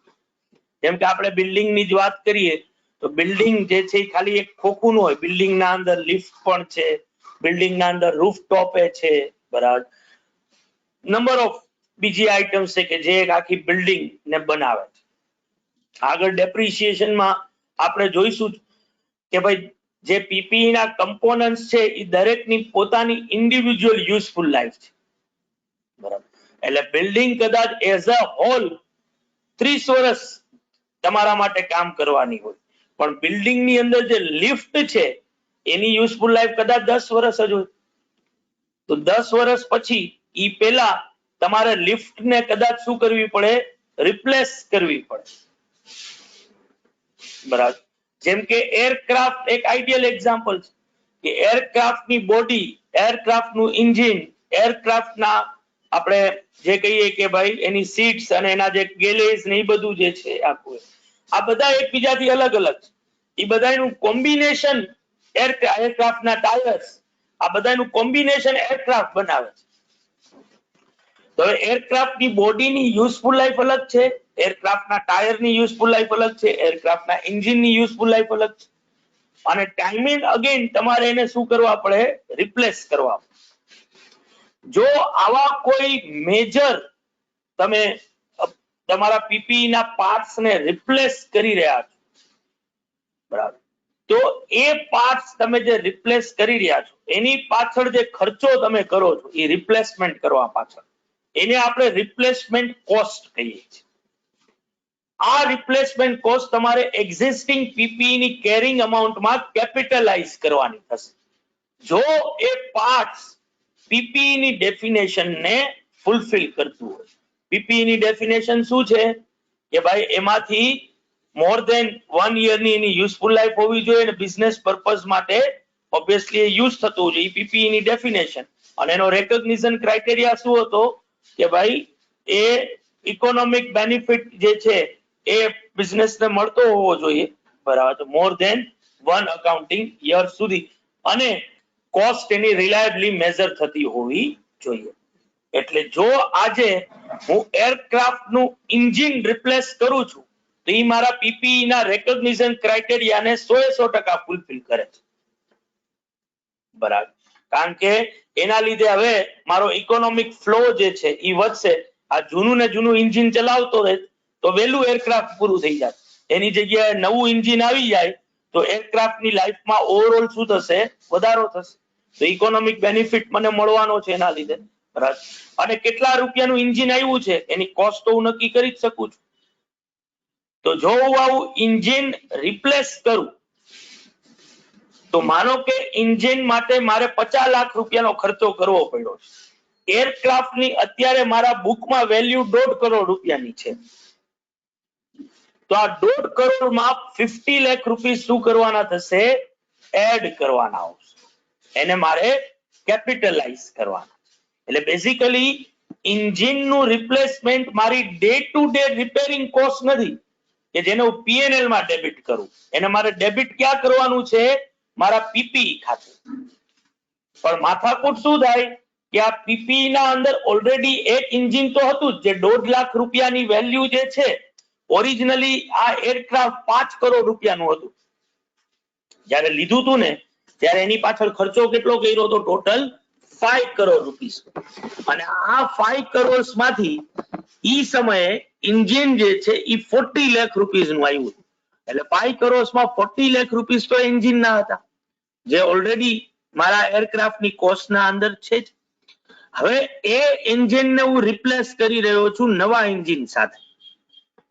તો નવા એન્જિન ની કોસ્ટ મારે એરક્રાફ્ટ ની કેરિંગ અમાઉન્ટમાં એડ કરવાની છે. પણ એની સામે જે જૂનું એન્જિન કાઢી રહ્યો છું એની કેરિંગ અમાઉન્ટ મારે ડી રેકોગ્નાઇઝ કરવી પડશે, બરાબર. એટલે જો એ એન્જિન 1.5 લાખના અંદર જે ઓવરઓલ 1.5 કરોડ રૂપિયાની વેલ્યુ છે એમાં જો એ એન્જિનની કેરિંગ અમાઉન્ટ 10 લાખ રૂપિયા હોય તો મારે 1 કરોડ 50 લાખમાં 50 લાખ રૂપીસ એડ કરવાના છે અને 10 લાખ રૂપીસ શું કરવા પડશે? લેસ કરવા પડશે. બરાબર. હું પાછું સમજાવું છું બાળકો, જો કદાચ કોઈને એ વસ્તુ ન સમજાવી હોય તો, જો તમે પીપીઈ નો કોઈ પાર્ટ રિપ્લેસ કરતા હશો, બરાબર, અને જે રિપ્લેસ પાર્ટ થઈ રહ્યો છે એ પીપીઈ ના રેકોગ્નિશન ક્રાઇટેરિયાને ફૂલફિલ કરતું હશે. રેકોગ્નિશન ક્રાઇટેરિયા શું? there must be some economic benefit flow to your enterprise and cost should be reliably measured. બરાબર. આ રેકોગ્નિશન ક્રાઇટેરિયાને જો ઈ પાર્ટ ફૂલફિલ કરતો હોય તો ઈ પાર્ટ પાછળ જે તમે ખર્ચો કરી રહ્યા છો એ ખર્ચાને તમારે પીપીઈ ની કેરિંગ અમાઉન્ટમાં શું કરવાનો થશે? એડ. ફોર એક્ઝામ્પલ, એક એરક્રાફ્ટ ની બુકમાં વેલ્યુ અત્યારે 1 કરોડ 50 લાખ રૂપિયા છે. ઓરિજિનલી 5 કરોડ રૂપિયાનું આ એરક્રાફ્ટ હતું. અત્યાર સુધી 3 કરોડ 50 લાખ ડેપ્રિસિએશન ના તમે એના ઉપર ક્લેમ કરી ચૂક્યા છો. એટલે કેરિંગ અમાઉન્ટ બુકમાં 1 કરોડ 50 લાખ. 50 લાખ રૂપિયાનું એન્જિન નવું હવે તમે રિપ્લેસ કરી રહ્યા છો તો તમારે સિમ્પલી શું કરવાનું છે? એ 50 લાખ રૂપીસ 1 કરોડ 50 લાખમાં કેપિટલાઇઝ કરી નાખો, એને એડ કરી દો. અહીંયા સુધી બધાને ક્લિયર બાળકો? Yes sir. પણ બીકોઝ ઓફ એક એન્જિન હતું એને કાઢી અને નવું એન્જિન ફિટ કરી રહ્યા છો, તો જે એન્જિન તમે કાઢી રહ્યા છો ને એની જગ્યાએ નવું એન્જિન આવશે, એની કેરિંગ અમાઉન્ટ જે છે એ તમારે લેસ કરવી પડશે. બરાબર. હવે એની કેરિંગ અમાઉન્ટ કેટલી? તો કે તમે જ્યારે એરક્રાફ્ટ 5 કરોડ નું બતાવ્યું હતું ને તો એના કમ્પોનન્ટ્સ ની વેલ્યુ તમારી પાસે હતી કે ભાઈ 40 લાખ રૂપિયા એમાં એન્જિન ના છે, કે જે 40 લાખ વાળું એન્જિન અત્યારે કેટલાનું થઈ ગયું છે? 10 લાખ રૂપિયા. એટલે 1 કરોડ 50 લાખ રૂપીસમાં જૂના એન્જિનની કેરિંગ કોસ્ટ કેટલા રૂપિયાની છે? 10 લાખ રૂપીસ.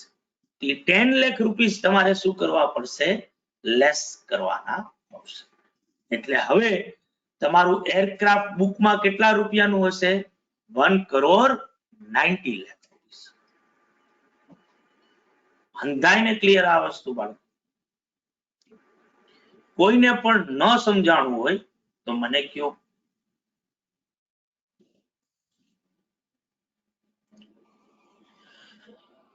એટલે નીચે એક પેરેગ્રાફ લખ્યો છે જો, કે ફર્નેસ જે ભઠ્ઠો હોય ને કે જેમાં આપણે ટૂંકમાં આયરન ને ઘણા બધા મેટલ્સ ને બધું પીગળાવવાનું કામ કરતા હોય, બરાબર. આ ફર્નેસ ને તમારે ટાઈમ એન્ડ અગેન શું કરવો પડે? રીઅલાઇન કરવો પડે, કારણ કે આગ ઉપર જ એમને મળતા અને એને તમારે ટાઈમ એન્ડ અગેન જે છે એને ચેન્જ તમારે કરતું રહેવું પડે આખું. એ જ રીતે એરક્રાફ્ટના ઇન્ટિરિયર્સ જે છે એ પણ several times during the life time of aircraft તમારે ચેન્જ કરવાના આવે.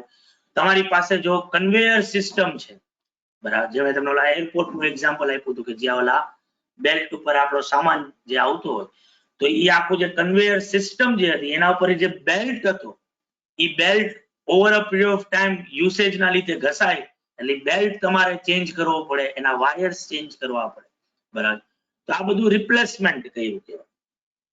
તો જે તમે નવું પાર્ટ લાવો છો એની કોસ્ટ એડ કરવાની અને એની જગ્યાએ જે જૂનો પાર્ટ નીકળી રહ્યો છે એની કેરિંગ અમાઉન્ટ ત્યાંથી લેસ થાય. હવે અહીંયા માથાકૂટ ત્યાં થાય કે જ્યાં મારી પાસે જૂના પાર્ટ કે જે રિપ્લેસ થઈ રહ્યો છે એની કોઈ કેરિંગ અમાઉન્ટ બુકમાં અત્યારે કેટલા રૂપિયાની છે એની મને ખબર નથી. આજે મેં એક્ઝામ્પલ આપ્યું એમાં તો મેં તમને કીધું કે એન્જિનની કેરિંગ અમાઉન્ટ 10 લાખ રૂપિયાની છે, એટલે તમે આરામથી શું કરી શક્યા? 10 લાખ રૂપિયા લેસ કરી શક્યા. પણ જો હું તમને એમ કહું એરક્રાફ્ટ ની કેરિંગ અમાઉન્ટ 1,50,00,000 રૂપીસ ની છે, પણ એમાં એન્જિન કેટલા રૂપિયાનું એની મને કોઈ ખબર છે નહીં. બરાબર છે, એની મને કોઈ ખ્યાલ છે નહીં કે ભાઈ એન્જિન કેટલા રૂપિયાનું છે. તો હવે જે મારી પાસે છે એ છે શું? ખાલી અત્યારે નવું એન્જિન કેટલા રૂપિયાનું આવ્યું? 50 લાખ રૂપિયા.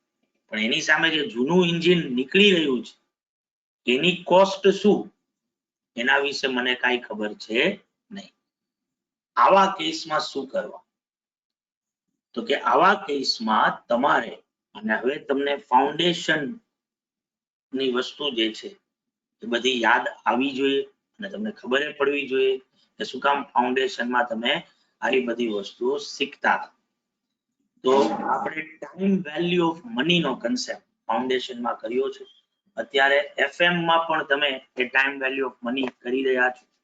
બરાબર.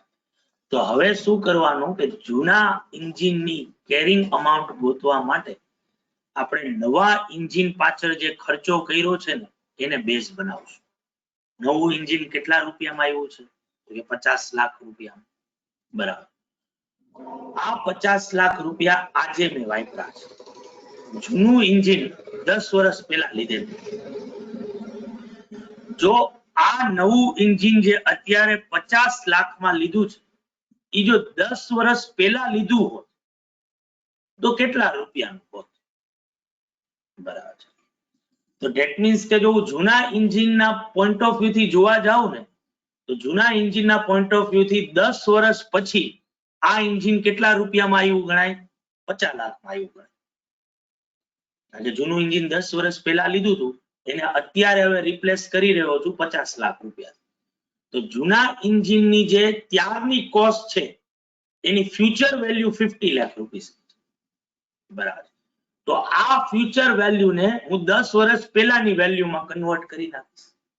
એના માટે હું એક અપ્રોપ્રિએટ રેટ નો યુઝ કરીશ. સે ફોર એક્ઝામ્પલ હું એક રિસ્ક ફ્રી રેટ લઈ રહ્યો છું 10%. બરાબર. તો કે 10% લેખે એક વસ્તુની ફ્યુચર વેલ્યુ 50 લાખ રૂપિયાની છે. બરાબર. તેની પ્રેઝન્ટ વેલ્યુ શું હોય? તો કે મારે સિમ્પલી શું કરવું પડે? આ 50 lakhs ને 10મા વર્ષના ફેક્ટર 10%ના જે આવતું હોય એનાથી એને મલ્ટીપ્લાય કરવું. માનો કે સે ફોર એક્ઝામ્પલ એનું પ્રેઝન્ટ વેલ્યુ ફેક્ટર આવે છે 0.432. તો જેની અત્યારની વેલ્યુ 50 લાખ રૂપિયા છે એને જો 10 વર્ષ પહેલાની વેલ્યુમાં કન્વર્ટ કરવી હોય તો 50 લાખને 0.432 થી મલ્ટીપ્લાય કરું તો એ વેલ્યુ કેટલી આવે?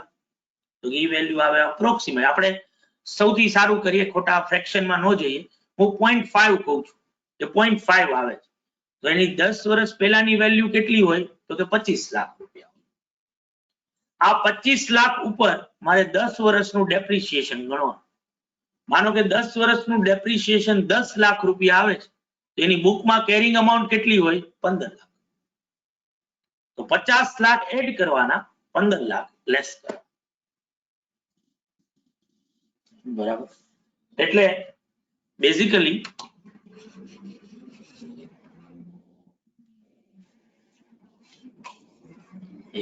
હેન્ડ થઈ ગયું છે. અવાજ તો આવે છે ને ભાઈ?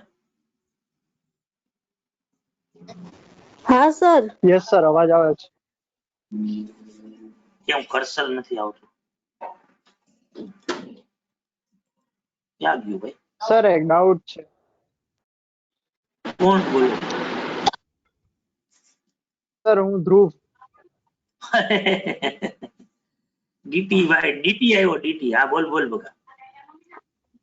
સર આપણે જે ઓલી રિપ્લેસમેન્ટ કોસ્ટ હતી જે ઓલી 50 lakhs વાળી મશીનની જે એડ કરી આપણે એન્જિનમાં, સર એ આપણે એડ કોસ્ટમાં કરશું પણ આપણે એને ચાર્જ પીએનએલ માં કરશું એમ જ ને? ના ના, તું હેડ કોસ્ટમાં કરતો ચાર્જ પીએનએલ માં કરી દે. બે જગ્યા થોડું ડેબિટ. કોસ્ટ એટલે એને કેપિટલ. પીએનએલ વાળું મને થોડું સમજાણું નહીં. ક્યુ પીએનએલ વાળું? પીએનએલ વાળું કઈ બોલ્યો જ નથી હું. ઓલું રિપ્લેસમેન્ટ કોસ્ટ હતી ને હમણાં આની પેલાની પીડીએફ માં એ વાળું. હું તને એમ કહું છું કે હું જયારે પાર્ટ ને રિપ્લેસ કરતો હોઉં તો પીએનએલ તો આવતું જ નથી વચ્ચે ક્યાંય. તો ક્યાં પીએનએલ નું હું બોલ્યો છું? પીએનએલ વસ્તુ કરવાનું જે તું ડે ટુ ડે સર્વિસિંગ કરતો હોય, રેગ્યુલર રિપેર્સ એન્ડ મેન્ટેનન્સ ના જે ખર્ચા કરતા હો ઈ તો રિપેરિંગ એક્સપેન્ડિચર થાય Revenue જેને cost. તારે પીએનએલ માં ડેબિટ કરવાનું. હા રેવન્યુ કોસ્ટ ને સર. એરક્રાફ્ટ ને સ્મૂધલી ચલાવવા માટે જે તું રેગ્યુલર રિપેરિંગ કરાવે છો એને કેપિટલાઇઝ નથી કરવાનો, હા. એને ક્યાં ડેબિટ કરવાનો છે? એને પીએનએલ માં ડેબિટ કરવાનો. એને પીએનએલ માં. પણ ઓકે aircraft ઓકે જો એન્જિન ચેન્જ કરતો હો તો એ રિપ્લેસમેન્ટ કર્યું કહેવાય. એ રિપ્લેસ એક ઈ જૂના કેપિટલાઇઝ એન્જિન ની કરવાનું. જગ્યાએ નવું એન્જિન. તો વયો નવું જા engine. બકા, કેટલામ રાહ જોવસ? કરણ 1 મિનિટ બકા, ઉભો રે કરણ, તને એક હેલ્પ કરી દઉં, તને હું મીટિંગ માંથી રિમૂવ કરી દઉં. ઉભો રે 1 મિનિટ હો બકા. કદાચ તને નથી આવડતું લેફ્ટ થતા તો હું તને લેફ્ટ કરી દઉં. 1 જ મિનિટ. કર્સર આવે ને, ક્યાં ગયું? ના ના બકા, આપણે કોઈ મારે સાંભળવું જ નથી તારું કોઈ વસ્તુ. તું તારી રીતે લેફ્ટ થા છો કે હું તને લેફ્ટ કરી દઉં? તને કરણભાઈ સોની હા સર. થઈ જા લેફ્ટ, જલ્દી થઈ જા લેફ્ટ. અને જલ્દી રુચિર સર, કદાચ તને રુચિર સર ના ઘરનું એડ્રેસ આપું. ઈ છે ને આપણે આત્મીય કોલેજ વાળો જે રસ્તો છે ને, ત્યાંથી આગળ જઈશ ને એટલે સૌહાર્દ નામનું એક આખી રેસિડેન્સી આવે છે, એમાં 3જું મકાન છે. ત્યાં અત્યારે ઘરે બેઠા હશે. તું સીધો અહીંયા પહોંચી જા અને એને કહે કે સર હવે મને મારો ટાઈમ, વેલ્યુએબલ ટાઈમ જઈ રહ્યો છે, મને ભણાવવાનું ચાલુ કરી દે. ક્યાં ગયો ભાઈ? લેફ્ટ થયો કે નહીં? હા સર. હા બોલો. લેફ્ટ થઈ જા, લેફ્ટ થઈ જા. હાલ જલ્દી. આ બસ બાળકો, જે લોકોએ પણ રુચિર સર નું બહુ એવું લાગી આવતું હોય તમને કે અમારું કઈક એસએમ માં એક બહુ જબરું વયું જશે, તો કોઈના ઉપર બંદૂક રાખેલી જ નથી, કારણ કે અત્યારે આપણે સામે તો બેઠા નથી. તમે બહુ પ્રેમપૂર્વક તમારી સિસ્ટમમાં રિમૂવ નું બટન દબાવી અને એ મીટિંગ જોઈન કરી શકો. બરાબર છે ભાઈ? સમજાણું ને બધાને?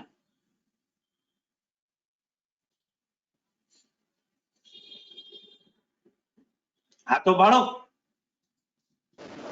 હા સર. હા સર. હા બસ. તો બકા, જે ધ્રુવ તને જેવું કહેતો હતો કે તું જો રેગ્યુલર રિપેરિંગ કરાવતો હોઈશ ને, એ રેગ્યુલર રિપેરિંગ નો ખર્ચો પીએનએલ માં ડેબિટ કરવાનો. બરાબર. પણ જો કોઈ પાર્ટ્સ તું રિપ્લેસ કરતો હોઈશ, બરાબર, તારા પીપી, તારી પાસે જે અસેટ છે એના અમુક મેજર પાર્ટ નું રિપ્લેસમેન્ટ થતું હશે કે જે પીપી ના રેકોગ્નિશન ક્રાઇટેરિયાને સેટિસ્ફાઈડ કરે છે. જેમ કે મેં આજે એરક્રાફ્ટ નું એન્જિન બદલાયું છે અને એની માટે મેં ખર્ચો કેટલો કર્યો છે? 50 લાખ. 50 lakhs. 50 લાખ રૂપિયાને હું કઈ રીતે બુકમાં બતાવીશ? તો કે આ 50 લાખ રૂપિયા મારે પીએનએલ માં ડેબિટ નથી કરવાના. આ 50 લાખ રૂપિયા કોના ખાતે ડેબિટ કરવાના છે? એરક્રાફ્ટ. બરાબર. એને મારે એરક્રાફ્ટ માં ડેબિટ કરવાનું છે, એરક્રાફ્ટ ની જે કોસ્ટ છે એમાં. બરાબર. હવે આવું જ્યારે હું કહું ત્યારે માથાકૂટ શું થાય કે એરક્રાફ્ટ ની જે કોસ્ટ હતી એમાં ઓલરેડી એન્જિન ની કોસ્ટ પહેલેથી જ કેવી હતી? ઇન્ક્લુડેડ હતી. જે જૂનું એન્જિન હતું એના રૂપિયા તો એની એમાં કોસ્ટ હતા જ. ઇન્ક્લુડેડ હોય. હા તો ઈ એક્સક્લુડ કરવાનું એની એની અત્યારે જે પ્રેઝન્ટ વેલ્યુ. હા, એના જે 1.5 કરોડ રૂપિયાની તારી અત્યારે એરક્રાફ્ટ માં વેલ્યુ છે, બરાબર, ઈ 1.5 કરોડમાં એન્જિન ની વેલ્યુ કેટલા રૂપિયાની છે ઈ તારે ગોતવી. જૂના એન્જિન ની વેલ્યુ. હવે જો ઈ તારી પાસે ઓન હેન્ડ હોય જ કે ભાઈ મારી પાસે, મને ખબર જ છે કે જે જૂનું એન્જિન છે ને એના 10 લાખ રૂપિયા છે, તો મારે સીધું શું કરી નાખવાનું? 1.5 કરોડમાં 50 લાખ એડ કરવાના, 10 લાખ લેસ કરી. 10 લાખ લેસ કરી નાખવાના. સમજાઈ ગયું આટલું? હા સર. યસ. પણ માનો કે મારી પાસે આ 10 લાખ નથી, તો શું થાય? તો કે તો મારે ગોતવા પડે. અને ગોતવા માટે મારે શું કરવાનું? તો કે મારા જે 50 લાખ રૂપિયા અત્યારે ખર્ચો કર્યો છે ને એને બેઝ બનાવવાનો. કે એન્જિન માટે અત્યારે કેટલા રૂપિયા આપ્યા? તો એન્જિન માટે અત્યારે 50 લાખ આપ્યા. એટલે એની પ્રેઝન્ટ વેલ્યુ પેલા લીધી હોત 10 વર્ષ પહેલા જો આ એન્જિન લીધું હોત તો ત્યારે ઈ કેટલા રૂપિયાનું આવત?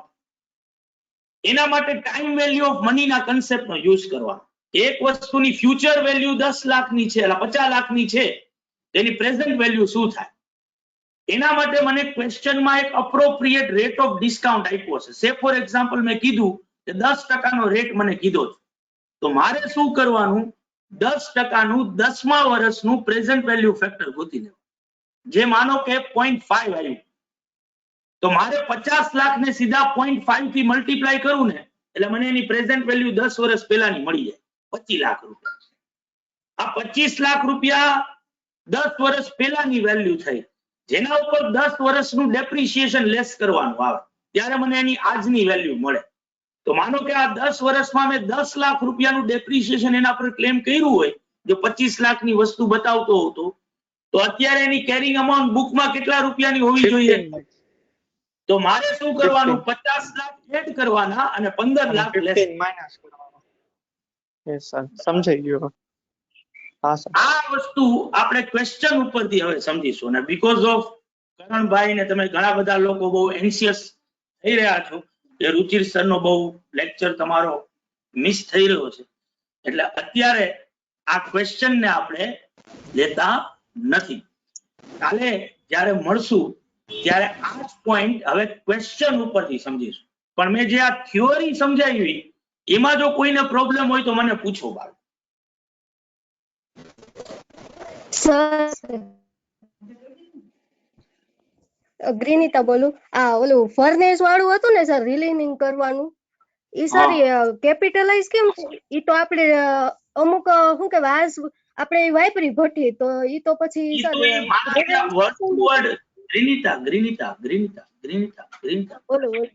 વર્ડ્સ લખ્યા છે, બધા વર્ડ્સ નહીં પકડવાના આવ્યા કે ભાઈ અમુક એને ત્યાં એવું લખ્યું છે કે ભાઈ ફર્નેસ જે છે ઈ તે ફિટ કર્યું હોય ને, ભઠ્ઠો જ્યારે બને આપણી, જે રીતે તું તારા ઓલા ઉપર શું કહેવાય ગેસ ઉપર તપેલી મૂકે છો, બરાબર, તો ઈ તપેલી જો એને તું ચાલુ હશે ગેસ, તો થોડા સમયે તારે એના ઉપર થોડું ઘણું સરખું કરવું પડશે. એના પર બહુ વધારે ગરમ થઈ જશે તો પાણી બહાર નીકળવાનું ને ચાલુ થઈ જશે આખું, એટલે તારે થોડીક વાર ગેસ ને ધીમો કરવો પડશે, વધારે કરવો પડશે. એટલે ત્યાં જે લખ્યું છે ને મેં ઈ લખ્યું છે કે બીકોઝ ઓફ ભઠ્ઠો તારી પાસે હોય ને, તો અમુક કલાકો યુઝ કર્યા પછી એને તારે પાછો શું કરવો પડે? સરખો કરવો પડે, એને રીઅલાઇન કરવો. હવે આવું તું નંબર ઓફ ટાઈમ્સ કર ને એટલે એના શેપમાં થોડો ઘણો ચેન્જ આવે, એટલે અમુક સમય પછી તારે ફર્નેસ ને શું કરવું પડે? બદલાવવું પડે, એને રિપ્લેસ, એની જગ્યાએ નવું ફર્નેસ લઈ આવવું. હા સર, હવે સમજાયું. કોઈ ખર્ચો ન થાય. રીઅલાઇનમેન્ટ તો આપણી વસ્તુ વાપરી રહ્યા છીએ. જેમ કે તું આજે તારી ઓફિસના અંદર તું શીટ વાપરે છો, તું એક આપણે ચેર બનાવી છે, એ ચેર ને વાપરે છો, તો થોડાક સમય પછી બીકોઝ ઓફ આખો દિવસ તેલ નાખેલું માથું રાખે છો, તો પાછળ તેલનો ધાબો પડી જશે, બરાબર, તો તું ટાઈમે અગેન એને શું કરીશ? થોડા સમયે કપડાથી એને લૂછીશ ને, તો ઈ રિપ્લેસમેન્ટ કર્યું ન કહેવાય. પણ બીકોઝ ઓફ આ ધાબા પડવાના લીધે તું નંબર ઓફ ટાઈમ્સ લૂછી રહી છો, એના લીધે શું થશે? તારું માથું જ્યાં હતું ને ઈ ટાઈપનું કાપડ ત્યાંથી ફેડ પડવાનું ચાલુ થઈ જશે અને ફાટવાનું ચાલુ થઈ જશે. એના લીધે તારે અમુક સમય પછી એ સીટને શું કરવી પડશે? બદલાવી પડશે. ઓકે સર, રિપ્લેસમેન્ટ થયું કહેવાય. એટલે આ ફર્નેસમાં શું થાય કે ફર્નેસમાં અમુક સમય પછી એને રીઅલાઇન કરવું પડે ને, એ રીઅલાઇનમેન્ટના લીધે અમુક સમય પછી ફર્નેસ કામ કરવાનું બંધ કરી દે, એટલે તારે એની જગ્યાએ નવું ફર્નેસ નાખો. ઓકે બરાબર. Thank you.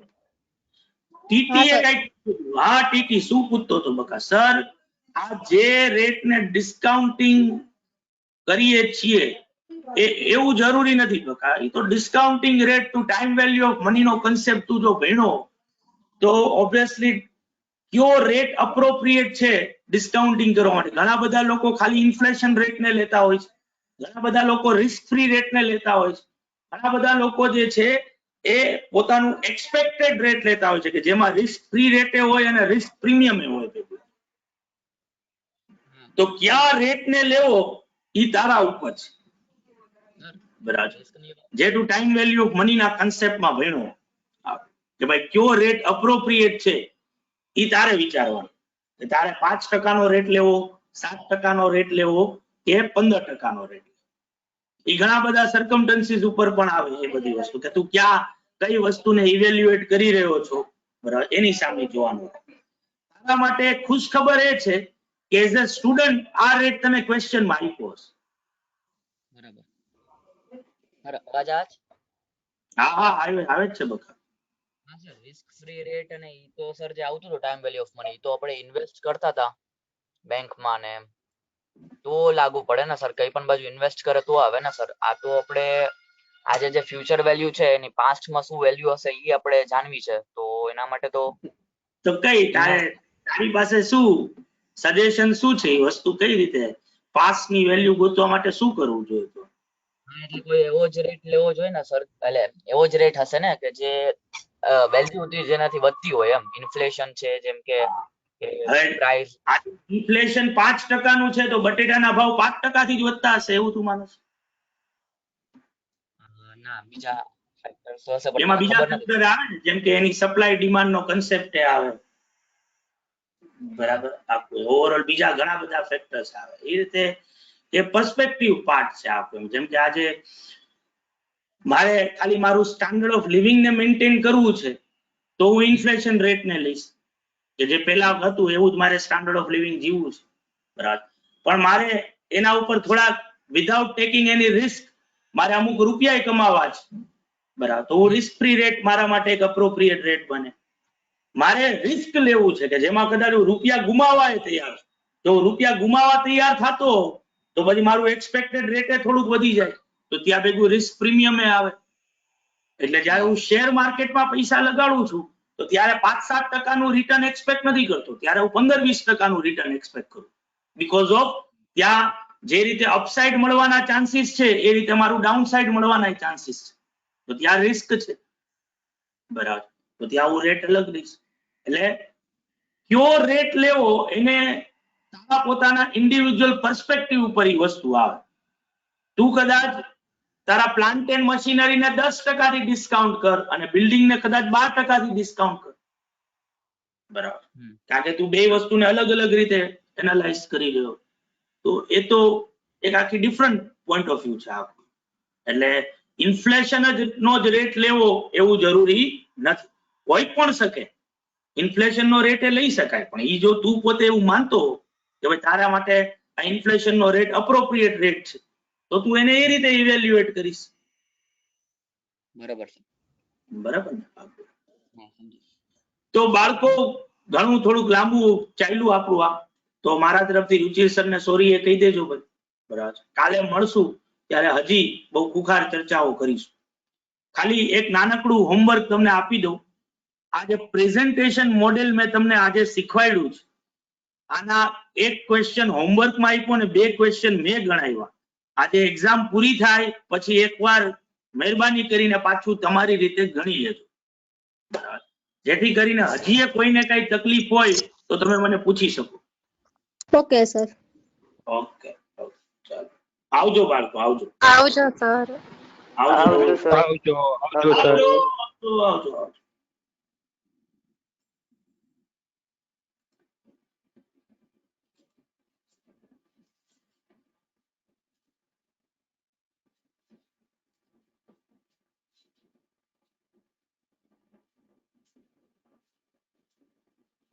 પાણી થઈ ગયું?